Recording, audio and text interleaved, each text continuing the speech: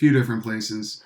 I'll be on here at 9 in the morning. You guys can come in, check this out, and we will do a few things. So, first off, I want to bring to your guys' attention, we have ways you guys can contact me. Of course, there's Remind.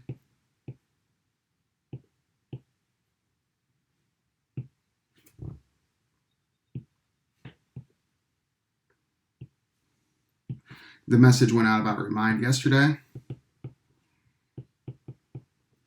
We also have Zoom. We'll do that from 10 to 11 and also from 2 to 3 every day. I'll send the information on Classroom through Remind. And if you guys need an email or something, just let me know. So today, folks, we are going a little bit back over what we did last week with trigonometry. Can I just say it's actually really weird not teaching in front of a group of humans. So you guys know a little bit about trig. It is right triangle math.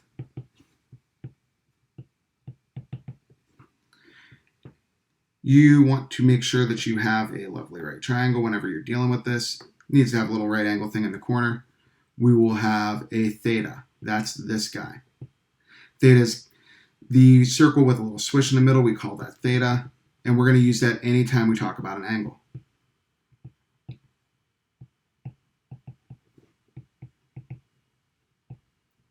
So based on theta and also based on our right angle down here, we have across from the right angle, of course, the hypotenuse. Making up the other half of theta, we're going to have the adjacent. And down at the bottom, we have the opposite. If we switch that around, so if our theta moves down to here, let's say, the hypotenuse stays right where it's at, the opposite comes up, the adjacent moves over. Based upon that, we have 3 trig ratios. We have the sine of theta, the cosine of theta, and the tangent of theta. Now, sine, cosine, and theta are just ways of saying fractions. So the sine of theta is going to be our opposite side over our hypotenuse. Need a little bit more room.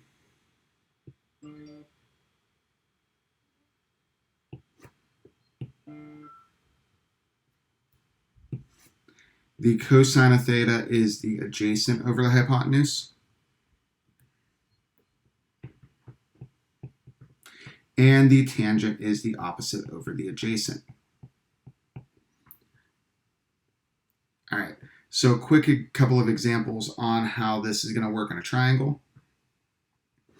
I can find the sine of A, the cosine of A, and the tangent of A. So when I say sine of A, that means that sine is my theta, or A is my theta. And my sine is just the opposite over the hypotenuse. So we'd want to quickly label those in. I have my 35 side here as my hypotenuse. Making up the other part with angle A would be 21, which is my adjacent. And the 28 then is left over and is my opposite. So the sine of A being the adjacent, the opposite over the hypotenuse is going to be 28 over 35. Now with any fraction, we can go ahead and reduce that. And since both of these are divisible by 7, or you can plug it into your calculator, you would get 4/5. Cosine of A is same exact idea, but it's adjacent this time over the hypotenuse. So I'm looking at 21 over 35. Last but not least, the tangent is the opposite over the adjacent. So I'm looking at 28 over 21. And you'd reduce both of those fractions when you put them into the homework tonight. All right, so 3 quick example problems that you'll be seeing. This is variation on the stuff that would be posted on Delta Math right now for you guys to work on. First off, I've got this triangle right here. I've got my x value, my 12, and a 27 labeled. So the angle that we're talking about is always what we're going to label theta. Given that information, we know that the 12 is our hypotenuse side. This side without anything marked is the adjacent, leaving x as our opposite. If I look back to my three trig ratios where I've got sine being the opposite over the hypotenuse, cosine being the adjacent over the hypotenuse, and tangent being the opposite over the adjacent, I look and figure out what information I have. I've got information on opposite, I've got information on hypotenuse, so I'm going to work with sine because that has all that information I'm looking at. With trig functions, all you have to do is plug them straight in.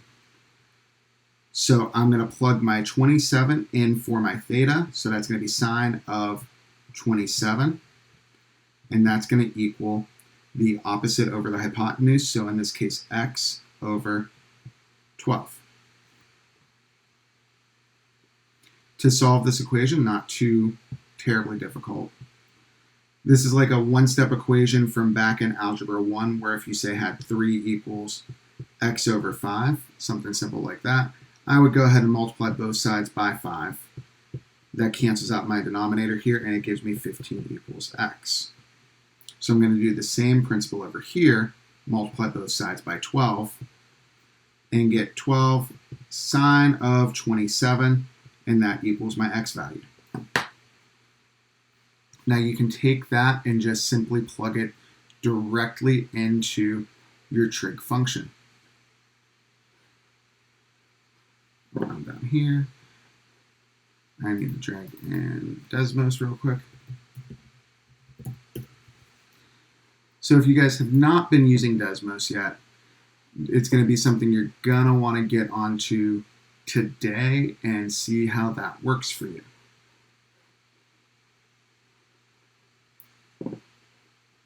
So I've got 12 sines of 27.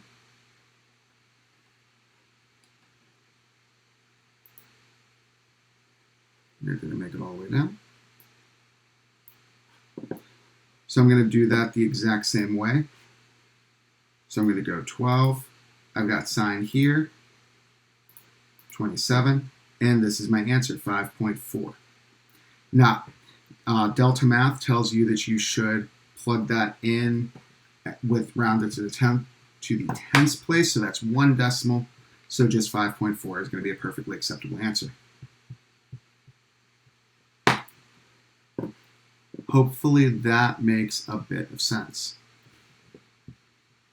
All right, we're going to take a look at one more, and if you guys need to screenshot this, go ahead and do that.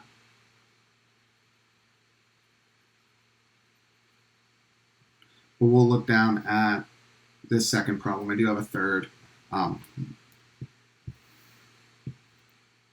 We'll take a look at this. So same process. I've got theta marked at my 31 degrees. I go straight across from the right angle, and I label my hypotenuse. The other angle that makes up theta, along with my hypotenuse, is the adjacent, leaving this blank side as the opposite. If I go back to those 3 trig ratios, and you should have this in your notes, SOHCAHTOA. Apparently today I can't keep stuff straight. Remember, all this was pretty much gone over last week, so you should have the 3 trig ratios as SOHCAHTOA in your paperwork, but sine is, of course, still opposite over the hypotenuse, leaving me cosine as adjacent over hypotenuse, and tangent being opposite over adjacent. So if I look at my information I have, I've got a number for adjacent, I've got a variable on hypotenuse, and I've got an angle, which is great, gives me everything that I need here. Based upon that having the adjacent and the hypotenuse, I'm going to go ahead and select cosine.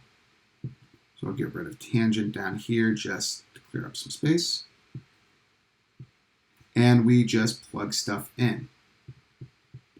Cosine, my angle goes next to the cosine, so that's cosine of 21. and that's going to equal my adjacent, which is 19 over x. Follow where everything actually goes. Don't try to put numbers where you want numbers to be because it's a little easier. Good news, there is a really easy trick. One of the few tricks I endorse as just do this every time. Whenever you've got the trig function over here and you got a variable in the denominator, all you have to do to make that work is switch them. So I'm going to have x equals 19 over cosine of 21.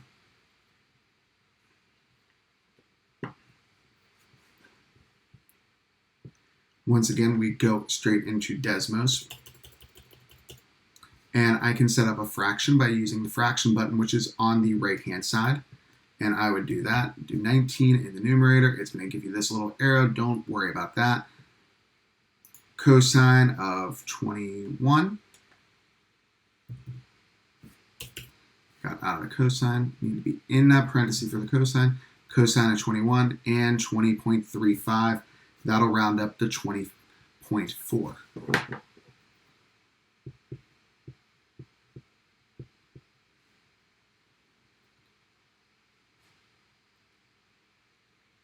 If you need the notes on that, here's your basic screenshot so you guys can have that picture. And then we will move on to our last function of today.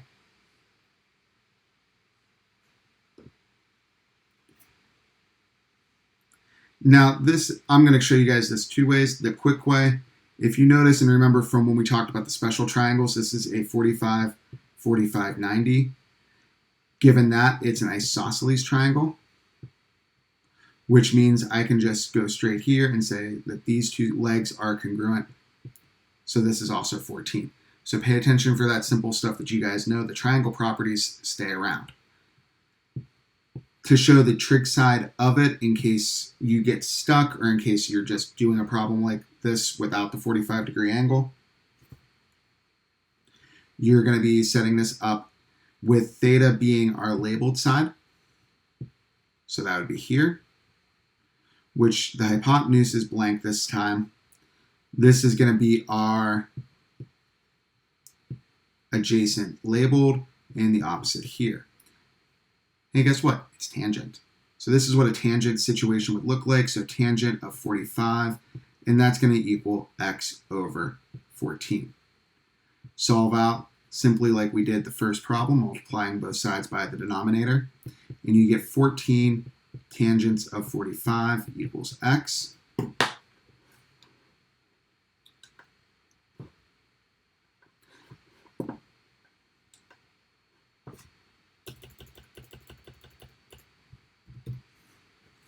And you can also just type into on your keyboard tangent or sine. It's a little bit harder with the other stuff, but 14 tangent of 45 is just going to give you out 14. So either way, it'll work out to be just fine.